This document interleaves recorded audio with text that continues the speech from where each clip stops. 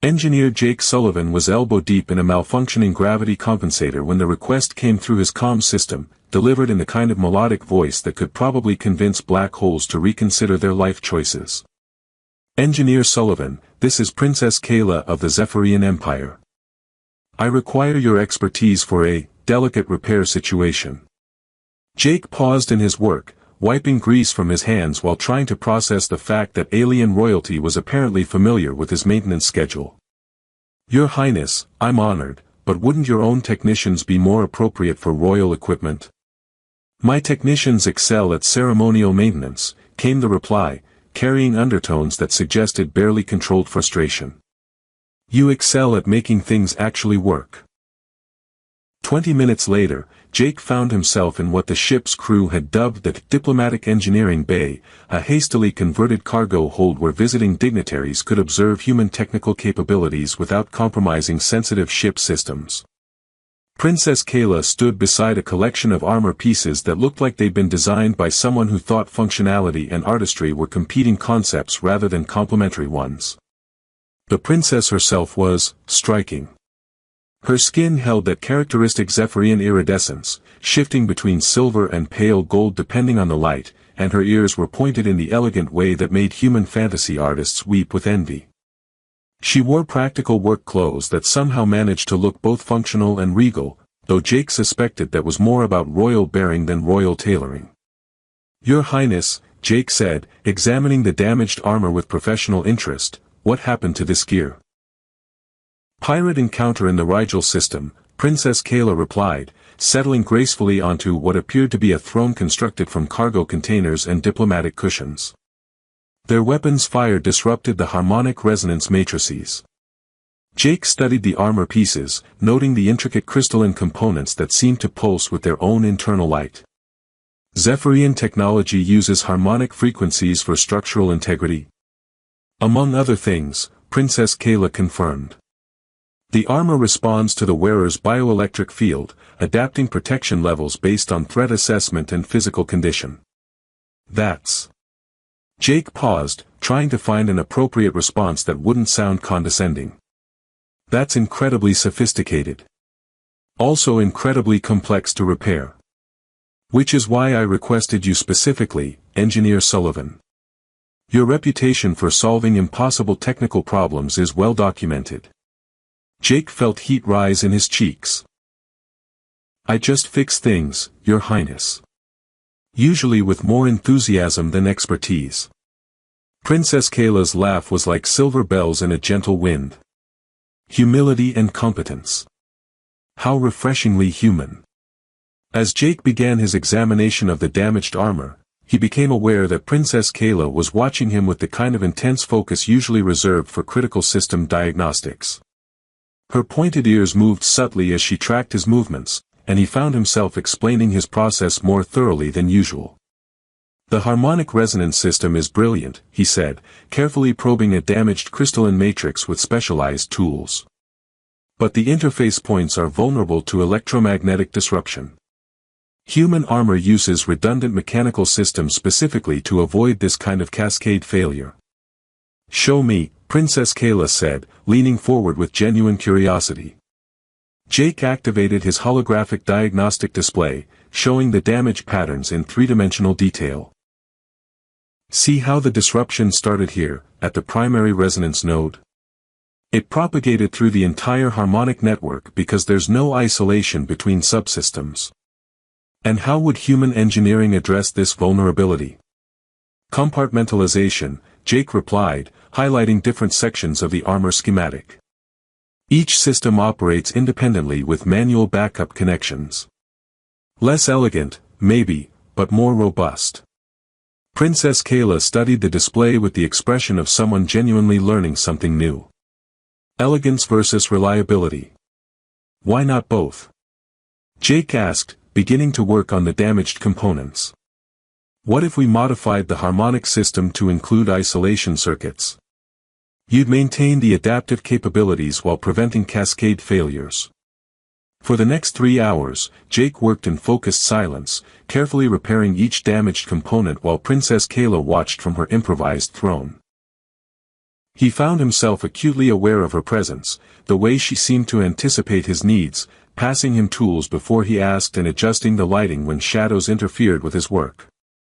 "Your Highness," Jake said during a brief break, "can I ask why you're personally overseeing this repair? Surely you have more important diplomatic matters to attend to." Princess Kayla tilted her head, those elegant ears adjusting as if she were considering how to answer. "Engineer Sullivan, what do you know about Zephyrian courtship customs?" Jake nearly dropped his plasma welder. What? Your Highness, I'm not sure why that's relevant to armor repair." "Humor me." "Well, I know that Zephyrian society values skill demonstration over verbal declarations. But beyond that." Jake shrugged helplessly. "Skill demonstration," Princess Kayla repeated thoughtfully.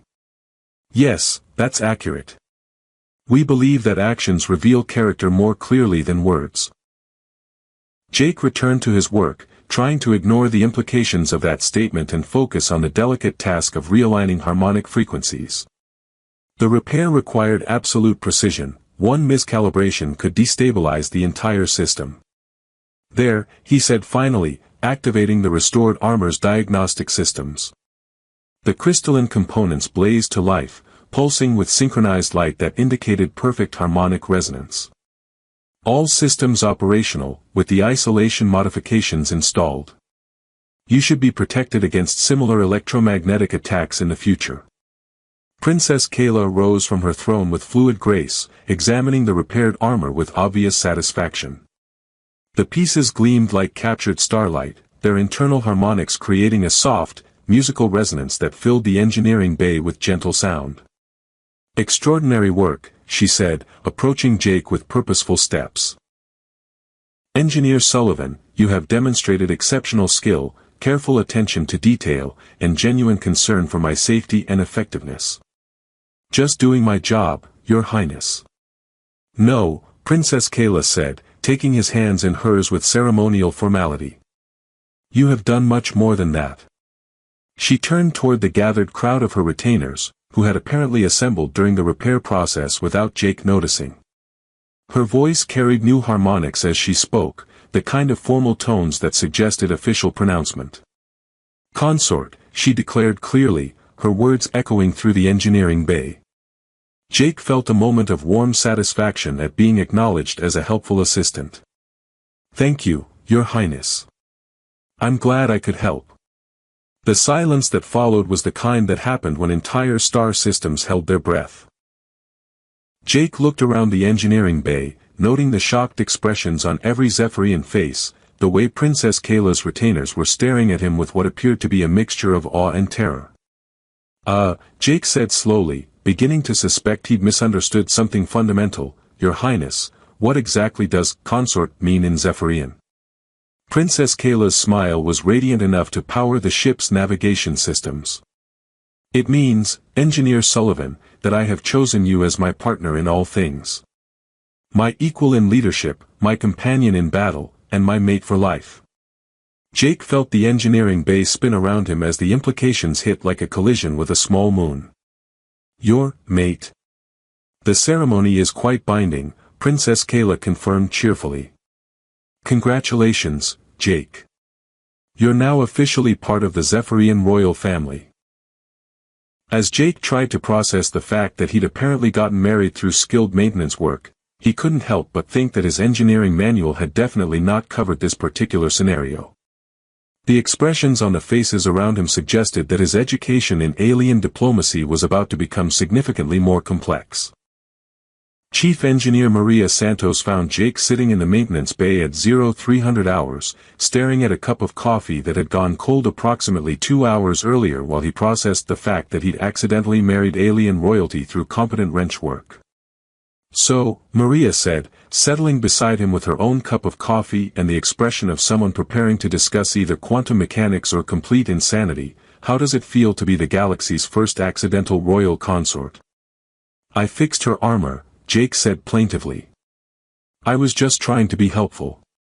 "Jake, you didn't just fix her armor. According to the cultural briefings I've been frantically reading since yesterday, you participated in what Zephyrians call a demonstration of worthiness. Princess Kayla basically conducted a 3-hour courtship ritual, and you passed with flying colors. Jake looked up from his coffee with the expression of someone who discovered that reality was significantly more complicated than advertised. Maria, she was watching me work. I thought she was just interested in the technical process. She was interested in the technical process. Specifically, your technical process. Jake, in Zephyrian culture, the ability to care for someone's equipment with skill and precision is considered one of the highest forms of romantic gesture. That's insane. That's alien cultural values, Maria corrected. Though I have to admit, judging potential partners by how well they maintain your gear is probably more practical than human dating customs.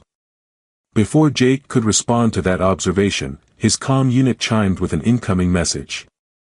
Princess Kayla's melodic voice filled the maintenance bay. Jake, if you're available, I'd appreciate your input on today's diplomatic agenda. As my consort, your perspective on human-Zephyrian cooperation protocols would be valuable. Jake stared at the comm unit as if it had started speaking in mathematical equations. She wants my input on diplomatic protocols. Maria, I fix things. I don't do politics. You do now, Maria replied cheerfully. Jake, you're married to the heir to the Zephyrian throne. Your opinion on interspecies relations just became extremely relevant to galactic politics. This is a nightmare. This is hilarious, Maria corrected. Also potentially catastrophic for interstellar relations, but mostly hilarious. Jake's comm unit chimed again, this time with what sounded like urgent harmonics underlying Princess Kayla's voice. Jake, there's been a development. Prince Theron of Andromeda Prime has requested immediate audience. He's not pleased about recent announcements. Who's Prince Theron? Jake asked, though he suspected he didn't want to know. Maria consulted her rapidly expanding collection of diplomatic briefings. According to this, he's Princess Kayla's betrothed. Was betrothed. The marriage was arranged to prevent territorial conflicts between Zephyria and the Andromedian system. Jake felt something cold settle in his stomach. So by accidentally marrying Princess Kayla, I've potentially started an interstellar war. Well, when you put it that way, it does sound problematic, Maria admitted. But look at it from the positive side. You've also potentially prevented Princess Kayla from being forced into a political marriage she didn't want. How do you know she didn't want it? Jake, she chose you over a prince. A prince with an actual fleet and political connections and probably a very impressive royal wardrobe. She looked at all of that, then watched you fix her armor for 3 hours and decided you were the better option. Jake considered this information while his coffee continued its journey toward room temperature. That's either incredibly flattering or a serious indictment of Prince Theron's character. Probably both, Maria agreed. The question is, what are you going to do about it?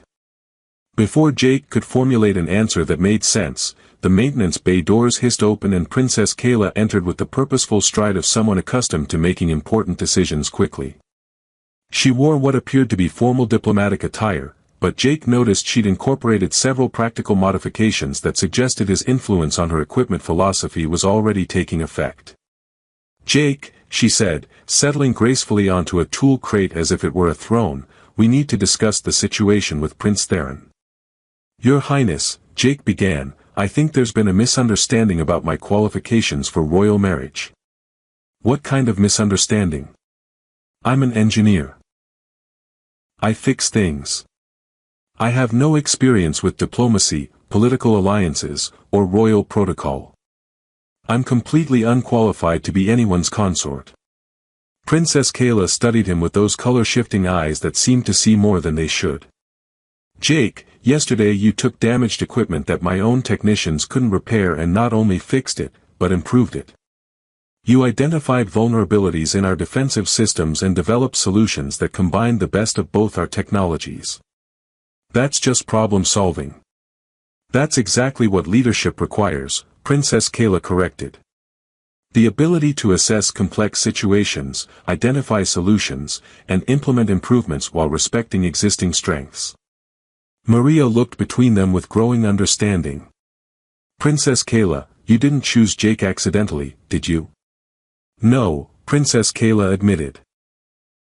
I've been observing Jake for weeks, watching how he approaches problems, how he treats people, how he balances efficiency with precision. When I asked him to repair my armor, I was conducting what you might call a final evaluation.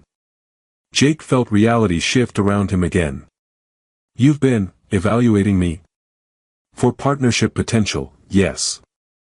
Jake, I've spent years resisting the arranged marriage to Prince Theron because I've seen what political alliances without personal compatibility produce. My parents' marriage was a strategic arrangement that created 2 decades of barely controlled hostility disguised as royal unity. And you think marrying a human engineer is a better diplomatic strategy? I think marrying someone who sees me as a person rather than a political asset is a better life strategy, Princess Kayla replied. The diplomatic benefits are secondary to the personal ones. Maria leaned forward with obvious curiosity. What diplomatic benefits? Princess Kayla activated a holographic display showing star charts and trade routes. Humans-Ephirian alliance would create unprecedented technological and cultural exchange opportunities. Jake's armor modifications yesterday demonstrated the potential for hybrid technologies that surpass either species' individual capabilities. So I'm a proof of concept for interspecies cooperation? Jake asked. You're proof that cooperation produces better results than competition, Princess Kayla corrected.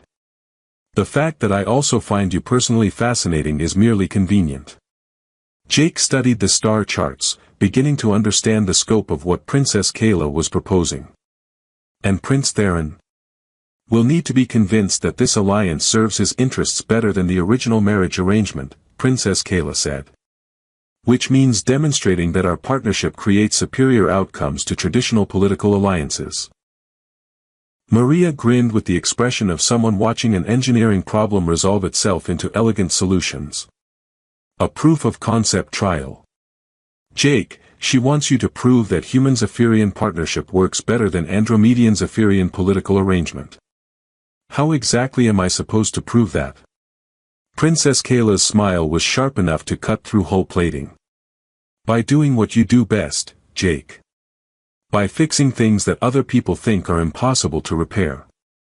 Jake looked at the star charts showing potential conflict zones, trade route vulnerabilities, and resource allocation problems that spanned multiple star systems. You want me to help fix interstellar politics? I want you to help me demonstrate that partnerships based on mutual respect and complementary skills create better outcomes than alliances based on military intimidation and territorial control. And if I can't? Princess Kayla reached over to take his hand, her touch warm and steadying. Then we'll figure out a different solution together. That's what partners do, Jake.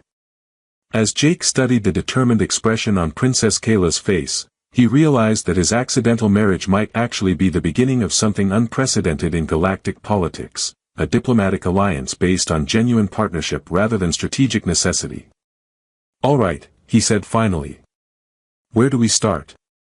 With Prince Theron's arrival in 6 hours, Princess Kayla replied. I hope you're ready to meet your first interstellar political rival. Jake looked at Maria, who was documenting everything with the expression of someone who planned to write the definitive memoir about the galaxy's weirdest diplomatic incident. Maria, he said, please tell me you have some ideas about how to survive royal alien politics. Jake, Maria replied cheerfully, I have absolutely no idea.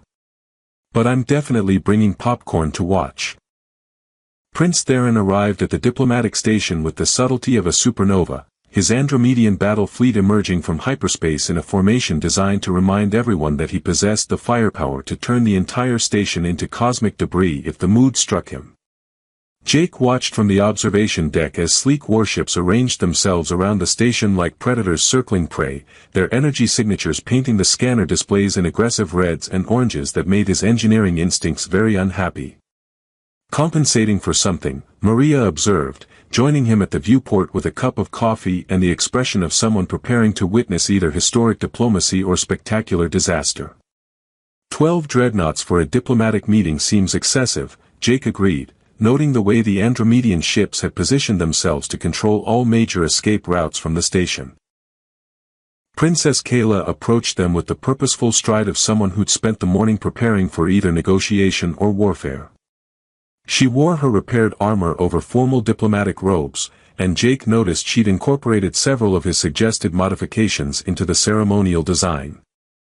"Jake," she said, taking his hand with the kind of possessive confidence that suggested their marriage was very real to her regardless of how accidental it had been for him, "ready to meet your rival?" "Is he actually my rival if I didn't know I was competing for anything?" "Technically, you won the competition before you knew it existed," Princess Kayla replied. "Which probably makes it even more irritating from his perspective." The docking bay announcement chimed through the station's communication system, Prince Theron of Andromeda Prime, requesting permission to board for urgent diplomatic consultation. "Here we go," Maria muttered, activating her recording devices with the enthusiasm of someone documenting history in the making.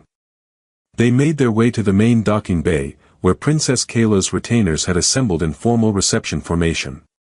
Jake noticed that several other diplomatic delegations had also gathered, apparently drawn by the entertainment value of watching alien royal drama unfold in real time.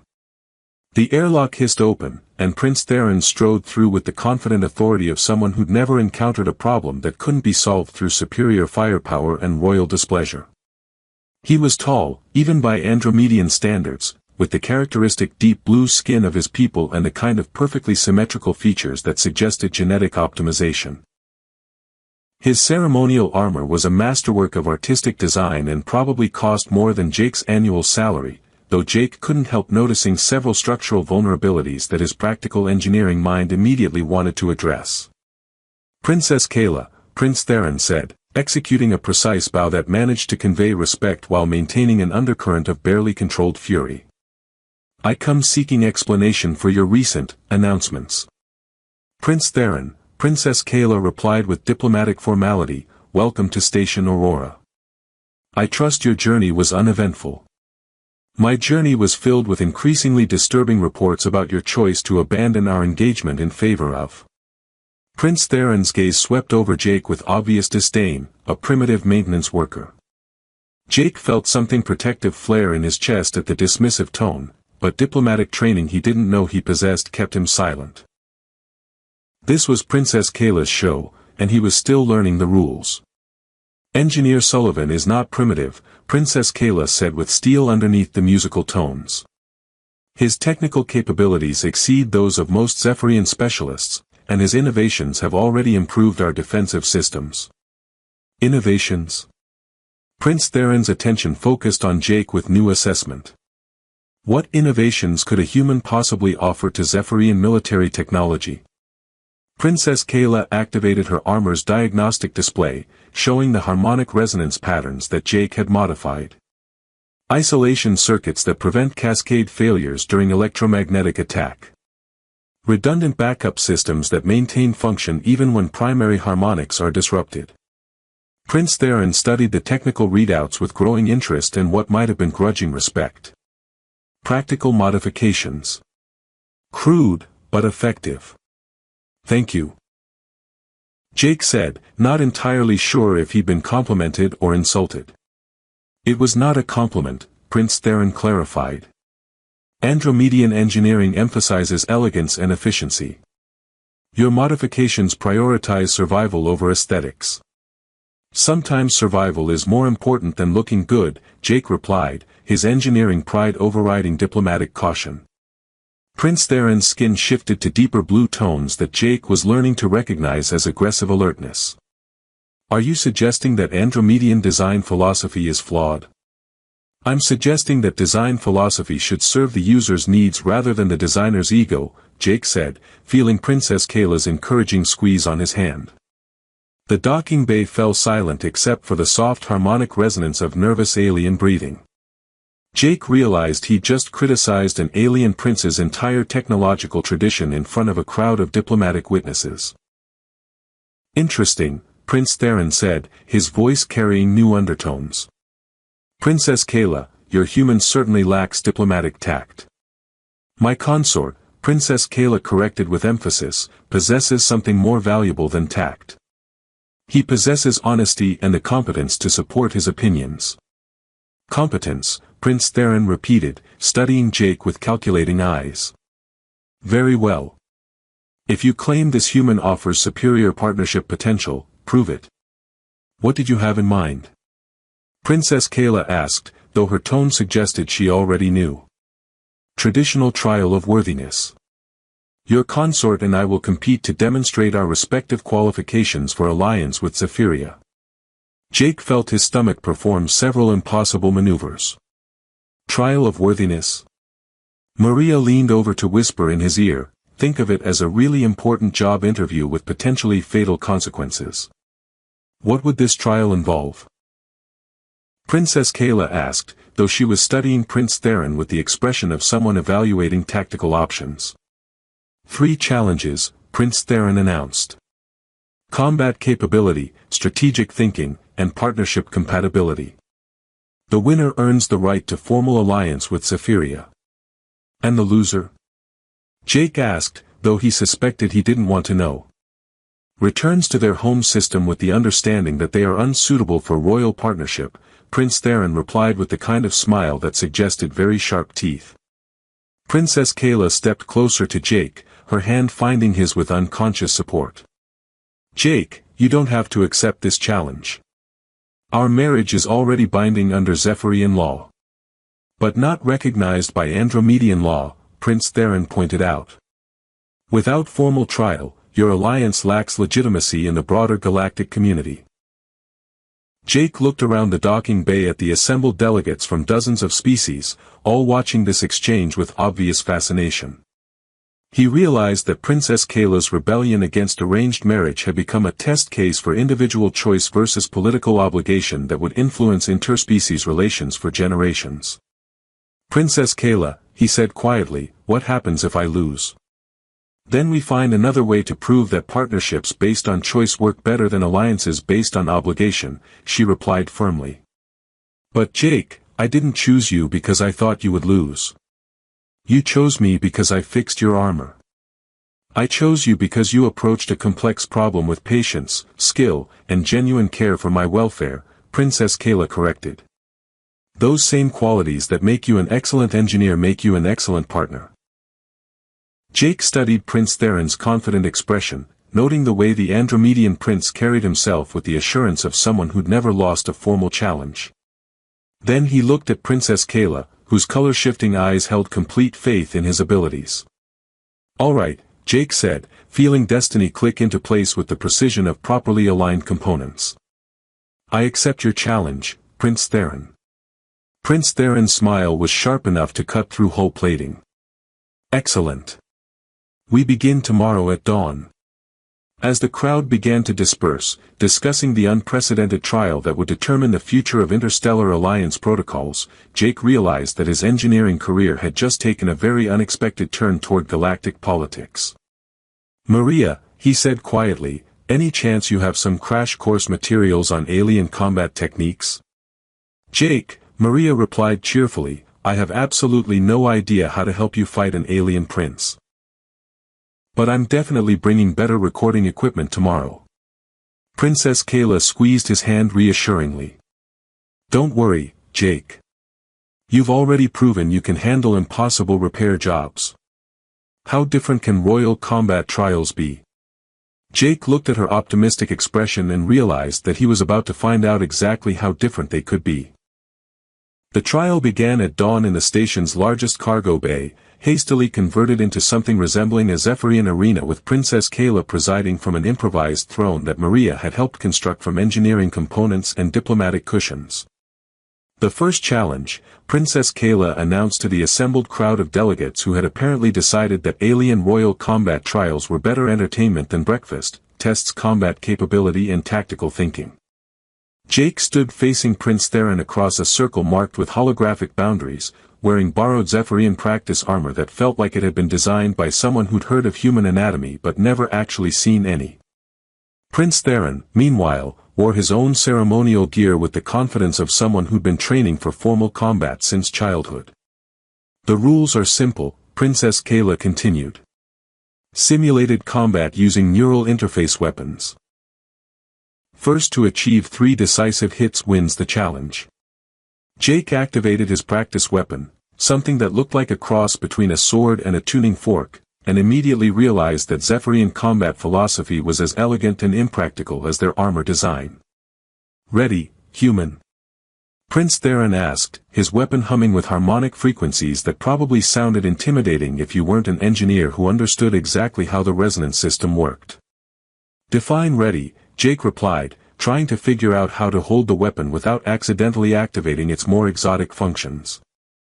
Prince Theron attacked with fluid grace, his movements displaying centuries of formal training in Andromedian combat techniques.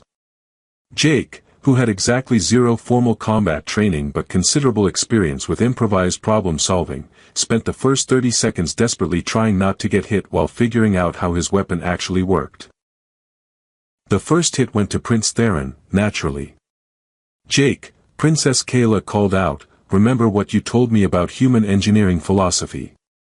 Jake ducked another elegant attack sequence, his engineer's mind automatically analyzing Prince Theron's movement patterns. Functionality over aesthetics, he muttered, then louder, Prince Theron, your combat style is very impressive.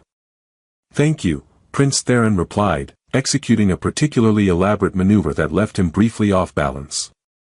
Jake struck during that moment of vulnerability, scoring his first hit. Also predictable, he added apologetically. The crowd murmured with interest as Jake began treating the combat like a technical problem rather than a formal duel. Instead of matching Prince Theron's elegant techniques, he focused on efficient solutions, simple movements, unexpected timing, and the kind of practical approach that prioritized results over style. By the end of the combat challenge, Jake had won 3 hits to Prince Theron's 2, though he suspected the Andromedian prince had been expecting something more traditionally heroic than engineering-based tactical analysis. Unconventional but effective, Prince Theron admitted grudgingly. The second challenge tests strategic thinking and leadership capability. Princess Kayla activated a holographic scenario that filled the air with complex star maps, trade routes, and resource distribution networks. A theoretical crisis, 3 systems on the verge of war over disputed mining rights. How do you resolve the conflict? Prince Theron approached the problem with military precision, analyzing defensive positions, fleet strengths, and tactical advantages. His solution involved strategic deployment of Andromedian forces to enforce a ceasefire, followed by mediated negotiations from a position of superior firepower. Efficient, Princess Kayla observed. Prince Theron's approach would end the immediate conflict quickly. And create resentment that would fuel future conflicts, Jake pointed out, studying the scenario from a different angle. Prince Theron, your solution assumes that fear of superior force creates lasting peace. It does, Prince Theron replied confidently. Species respect strength and respond to clear demonstrations of power. Jake manipulated the holographic display, highlighting economic patterns and cultural factors that Prince Theron's military analysis had overlooked. What if the mining dispute isn't really about resources? Explain, Princess Kayla said, leaning forward with interest. Look at the cultural data, Jake said, pointing to demographic information buried in the scenario files. These aren't 3 random systems fighting over or deposits. They're former colony worlds with shared historical connections, fighting because they can't agree on resource distribution after their parent civilization collapsed. Jake's alternative solution focused on rebuilding communication networks, establishing joint mining cooperatives, and creating shared infrastructure that gave all 3 systems stake in each other's success rather than reason to fight.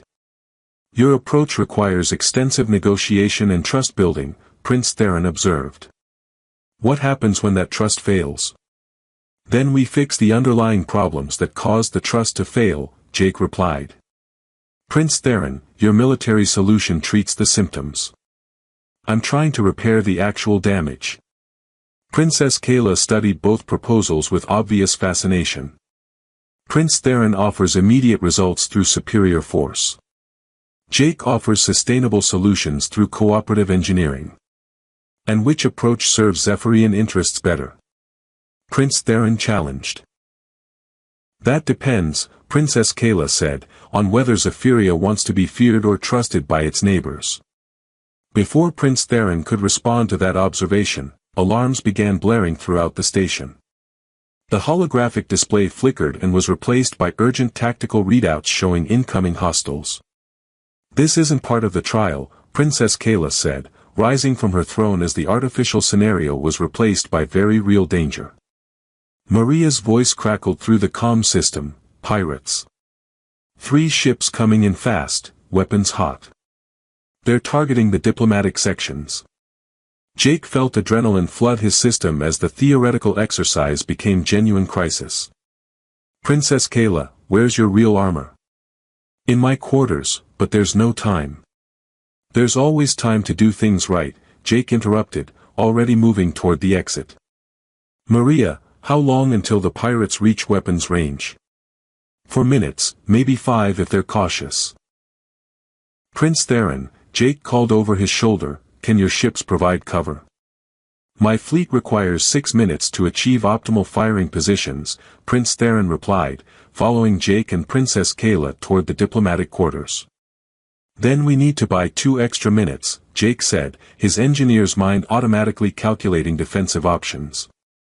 Princess Kayla, your armor modifications, how much additional power can the enhanced harmonics handle? Jake, this isn't the time for technical speculation. This is exactly the time, Jake insisted, helping her into the repaired armor with the efficiency of someone who'd studied every component. Prince Theron, your ceremonial gear, does it have targeting assistance for defensive systems? Standard Andromedian combat protocols include synchronized targeting with ship-based weapons, Prince Theron confirmed, though his tone suggested he wasn't sure why that mattered. Perfect, Jake said, activating Princess Kayla's armor diagnostics while simultaneously accessing the station's defensive grid through his engineering credentials. Princess Kayla, your enhanced harmonics can interface with station systems. Prince Theron, your targeting protocols can coordinate our defenses with your fleet's positioning. Jake, Princess Kayla said, her armor blazing to life as the modified harmonics synced with station power systems, what exactly are you planning? Cooperative engineering, Jake replied, linking all 3 of their systems through the station's central network. We're going to turn this entire station into a coordinated defensive platform. The next 90 seconds were a blur of synchronized activity that proved Jake's theory about partnership being more effective than competition. Princess Kayla's enhanced armor served as the control nexus, her harmonic systems amplifying and coordinating defensive frequencies throughout the station. Prince Theron's targeting protocols provided precision guidance for weapon systems that had never been designed to work together.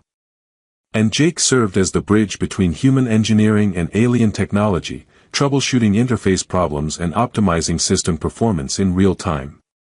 When the pirates arrived, they found themselves facing not a vulnerable diplomatic station, but a coordinated defensive network that combined Zephyrian harmonic technology, Andromedian targeting systems, and human redundancy engineering into something unprecedented in galactic warfare. The battle lasted approximately 30 seconds.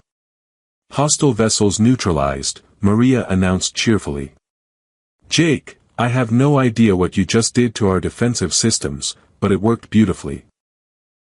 As the adrenaline faded and normal station operations resumed, Jake found himself standing in the armor bay with Princess Kayla and Prince Theron, all 3 of them still linked through the improvised network he'd created.